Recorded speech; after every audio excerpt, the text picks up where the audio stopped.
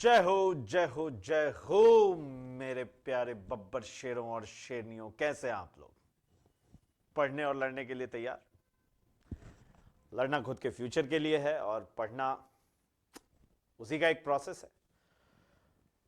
तो आज के इस 53वें दिन of our very amazing 75 hard physics challenge हम लोग शुरू करने जा रहे हैं हमारा बहुत ही इंटरेस्टिंग सा टॉपिक, नया चैप्टर, जो कि है magnetic effects of electric current. Current electricity देखी, पढ़ी, समझी हमने। मैग्नेटिक इफेक्ट्स ऑफ करंट अब हम लोगों को देखना है। यहां पे हम लोग Biot Savart law, ampere सर्क्यूटल law, ये सारी चीजें करेंगे। बहुत इंटरेस्टिंग टॉपिक है, वीडियो को एंड तक देखिएगा, बहुत मजा आने वाला है आपको। आज मैं आपको शुरुआत करूंगा क्रॉस प्रोडक्ट क्या होता है, कैसे लिया जाता है, क्रॉस प्रोडक्ट को कैसे देखा जाता है, उसकी डायरेक्शन क्या होगी, और बायोट सावर्ट लॉ क्या सिग्निफिकेंस क्या है, इन सब पे हम लोग बात करेंगे। 20 मिनट का ही ये लेक्चर होने वाला है ताकि आप लोग बहुत ही आसानी से इसे समझ सके, देख सके। ठीक है, चलिए शुरू करते हैं बिना किसी देरी के। Magnetic effects of electric current.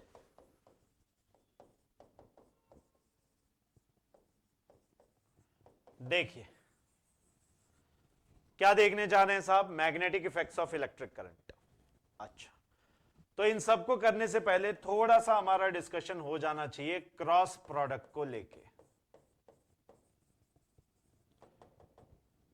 इसका एक और नाम है also known as vector product.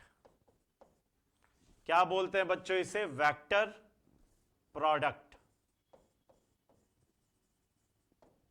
कैसे निकालेंगे इसे? देखिए, मान लो कोई दो वेक्टर्स हैं, ए, इसका मैग्नीट्यूड ए है और डायरेक्शन ए कैप है। ठीक है, एग्जाम्पल, कोई बी वेक्टर है जिसका मैग्नीट्यूड बी है और डायरेक्शन क्या है उसका? B cap. अगर मैं ए क्रॉस बी करूं तो फिर मैं क्या लिखूंगा? इसका मैग्नीट्यूड क्या होगा? Magnitude of A cross B, A B sine theta. Now what is theta? Angle between vector A and vector B. बहुत अच्छे, ये मैग्नीट्यूड ऐसे आ गया। अब डायरेक्शन वगैरह कैसे करें? अच्छा, दूसरा तरीका, ए वेक्टर को आप ऐसे भी लिख सकते हो, ए एक्स आई कैप, ए वाई जे कैप। मतलब कार्टेशियन कोऑर्डिनेट सिस्टम में मैं इसे लिख रहा हूं, ए X A Y A Z. वहीं बी वेक्टर को लिखा जा सकता है बी एक्स आई कैप, बी वाई जे कैप प्लस बी जेड के कैप। लिख सकते हैं हम इसे। अब यहां अगर हमें ए क्रॉस बी निकालना है तो फिर हमें मैट्रिक्स रूल लगाना पड़ेगा, डिटर्मिनेंट रूल लगाना पड़ेगा। देखो कैसे, आई जे और के, ये सब 11वीं क्लास की बातें हैं, ये मैं बस रिमाइंड करा रहा हूं क्योंकि यहां पे बहुत काम आएंगी। ठीक है, तो यहां क्या आ जाएगा? A X A Y A Z, और यहां पे B X B Y and B Z. Clear है? अब इसको लिखने का तरीका क्या है उस पर मैं बात करता हूं। वही है, याद है ना, आई कैप लिखना है तो आई वाले रो और कॉलम को ब्लॉक कर दो, जे कैप लिखना है तो जे वाले रो कॉलम को ब्लॉक कर दो, के कैप लिखना है तो के वाले रो कॉलम को ब्लॉक कर दो। हाँ या ना? कुछ ऐसे ही चलता है मामला। कॉपी करो, फिर आगे चलते हैं। Copy down.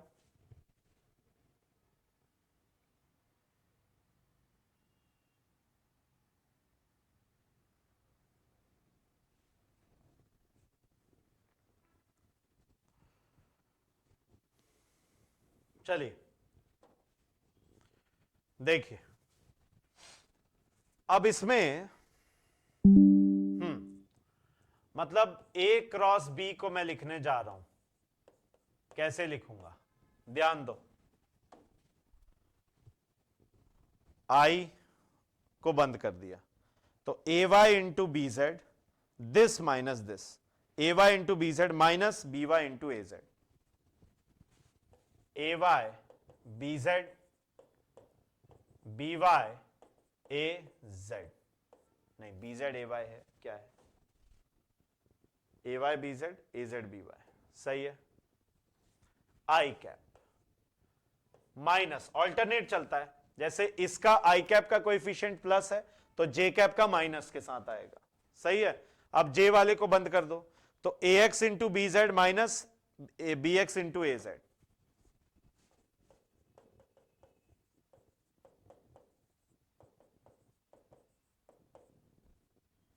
सही है। लॉजिक क्लियर है। दिस माइनस दिस ऐसे चलेगा क्रॉस, खचैक, इसमें भी ऐसे खचैक खचैक ऐसे, राइट। अब के वाले के लिए, के वाला ऑल्टरनेट बोला ना मैंने, तो के कोएफिशिएंट प्लस आएंगे, A X B Y A Y B X, A X B Y और ए वाई बी एक्स, ये J cap, A X B Y minus B Y A Y B X, K cap, सही है। यह आपका निकल के आ गया ए क्रॉस बी पूरा वेक्टर फॉर्म में, तो डायरेक्शन ऐसे आई, राइट। तो अगर मान लो if vector is 3 dimensional then direction is ऐसे निकाला जाता है, तो डायरेक्शन को हमें ऐसे निकालना है। 1 मिनट रुकिए, 1 मिनट रुकिए।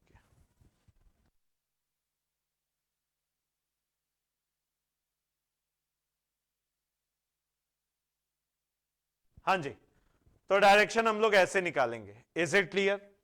यहां तक कोई दिक्कत नहीं। वहीं अगर, लेकिन इफ वेक्टर इज 2D,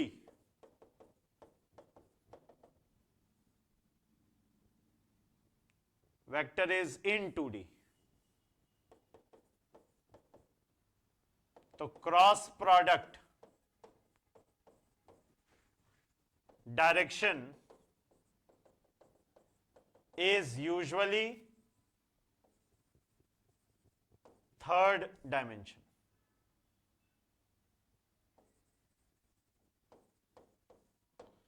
तो इसकी डायरेक्शन क्या रहेगी?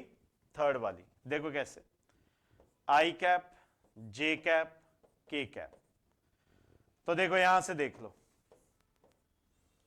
आई क्रॉस जे बराबर के कैप, सही बात है, बहुत बढ़िया। वहीं जे क्रॉस के बराबर आई कैप, ठीक है। वहीं के क्रॉस आई बराबर जे कैप। समझ गए यार? मतलब अगर वेक्टर का डायरेक्शन आई है, दूसरे का जे है, तो इनका रिजल्टेंट के में आएगा, आया ना, एंड सो ऑन। तो ये क्या रूल हो गया। बट अगर इसी का उल्टा कर दें, अपोज कर दें इसे, देखिए, but J cross I minus के कैप, अगर उल्टा चलोगे, जे क्रॉस आई करोगे तो माइनस, उल्टा चलोगे अगर, तो ऐसे घुमाओगे सीधा, ऐसे घुमाओगे उल्टा हो जाएगा। वहीं के क्रॉस जे, के क्रॉस जे माइनस आई क्रॉस के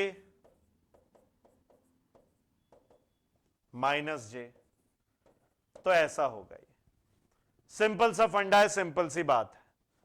बोलो यार यस और नो, ठीक है, क्लियर है। फिर अब मैं राइट हैंड थंब रूल भी बताने जा रहा हूं, बहुत इंटरेस्टिंग है, उस पर कॉपी करते हैं। पहले इसे कॉपी करो, उस पर बात करते हैं।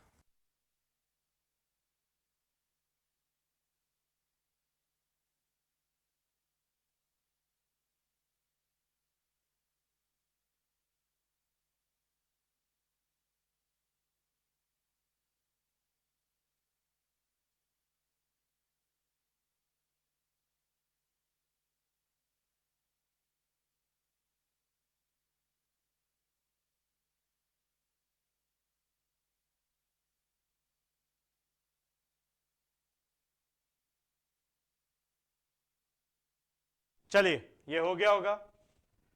नेक्स्ट देखिए right hand thumb rule.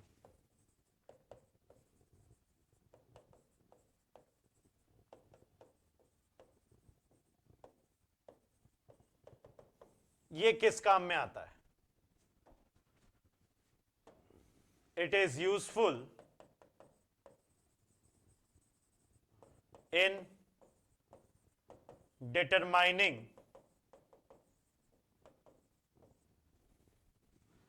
the direction of cross product of the two vectors। किन्हीं दो वेक्टर्स के क्रॉस प्रोडक्ट का डायरेक्शन निकालने के काम में आता है। सही है? क्या कहता है ये, कैसे निकालेंगे इससे? कर्ल,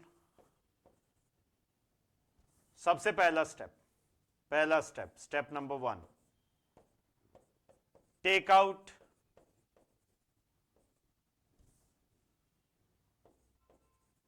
योर राइट हैंड, अपने दाहिने हाथ को बाहर निकालो।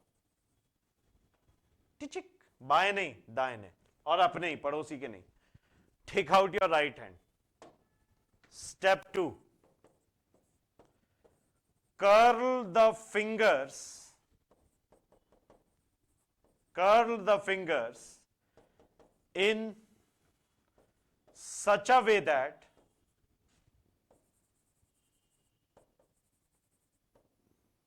they are from one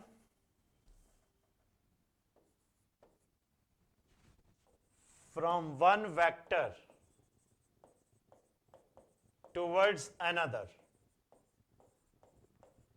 एक वेक्टर से दूसरे वेक्टर की तरफ। ऐसे कर्ल मतलब घुमाना है ना। जैसे मान लो ये ए वेक्टर है और ये बी वेक्टर है, तो देखो राइट हैंड लिया, ए इधर की तरफ है, ए से बी की तरफ घुमा लो। ऐसे आ रहा है, ए से बी की तरफ ऐसे आ रहा है, तो जो डायरेक्शन है थंब की वही आपको वेक्टर प्रोडक्ट की डायरेक्शन देगी। The thumb shall always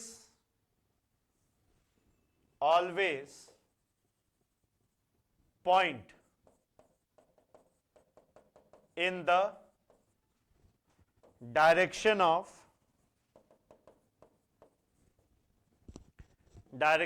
the cross product। Is it clear? हाँ या ना? थंब हमेशा किस डायरेक्शन में पॉइंट करना चाहिए? क्रॉस प्रोडक्ट के डायरेक्शन में। हमेशा किस डायरेक्शन में पॉइंट करना चाहिए? Cross product. अगर ऐसा है तो इस तरफ, ठीक है। मतलब देखो जैसे ये है ए वेक्टर बी वेक्टर, तो ये देखो ऐसे घूम रहा है, ऐसे घूम रहा है, तो थंब ऊपर की तरफ क्या बता रहा है? ए क्रॉस बी। फीलिंग आ गई? हाँ या ना? सिंपल है। कर लो इसे, कॉपी कर लो जल्दी से, फिर आगे चलते हैं।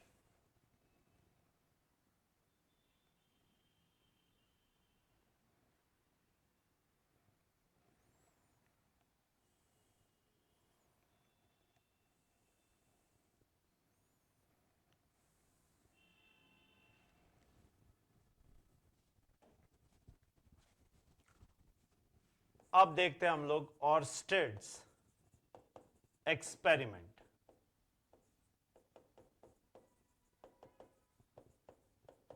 James Christian Oersted, James Christian Oersted performed this experiment by, कैसे किया उसने? देखो मैं सीधे समझा ही देता हूं लिखने के बजाय, वो ज्यादा बेटर है।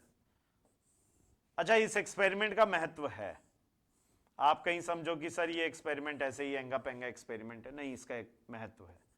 मान लो कोई भी करंट कैरिंग वायर है या इलेक्ट्रिकल सर्किट है, तो इसमें करंट जा रहा होगा, इसका पोटेंशियल ड्रॉप ये है। इसने इन सब से कहा मुझे इससे मतलब नहीं है, ये यहां पे एक मैग्नेटिक नीडल ले गया। क्या ले गया? Magnetic needle. और उसने देखा कि जैसे ही स्विच ऑन किया, मैग्नेटिक नीडल में ऐसी थी, अब ऐसी से ऐसी हो गई, डिफ्लेक्शन आ गया। राइट? क्या हो गया? ये deflection in magnetic needle.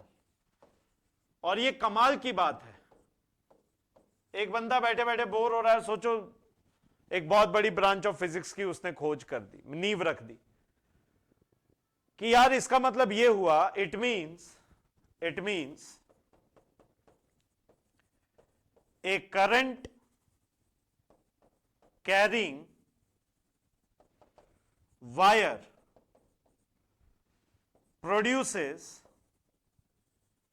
a magnetic field around itself। अपने अराउंड ये क्या प्रोड्यूस कर रहा है? एक मैग्नेटिक फील्ड।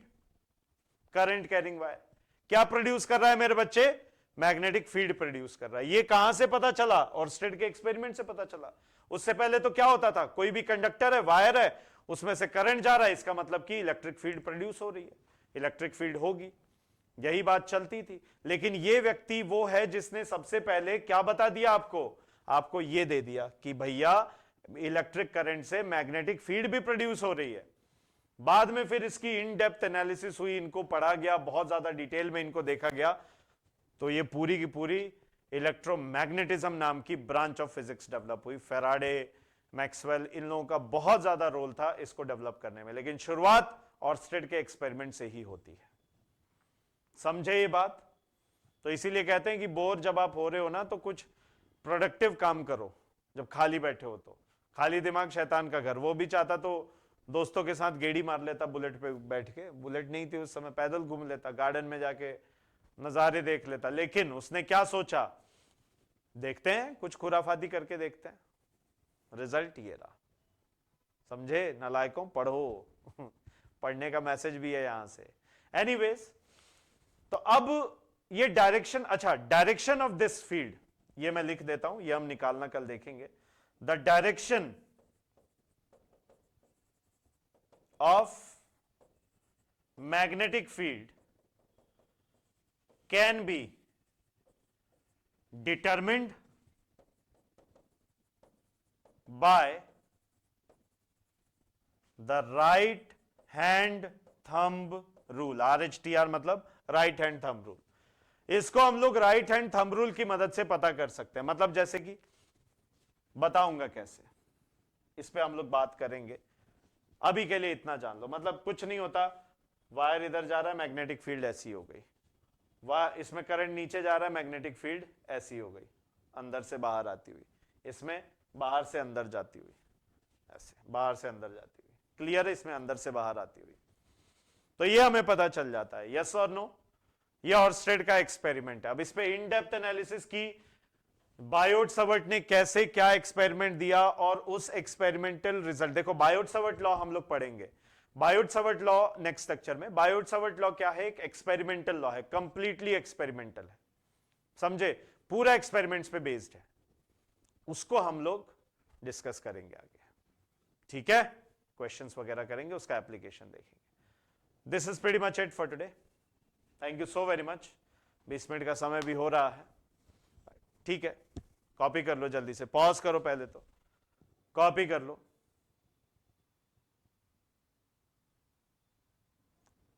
ठीक है यार, तो इसी तरह पढ़ते रहिए, मुस्कुराते रहिए। बाय बाय, टेक केयर, जय Hind, love you all, thank you for watching.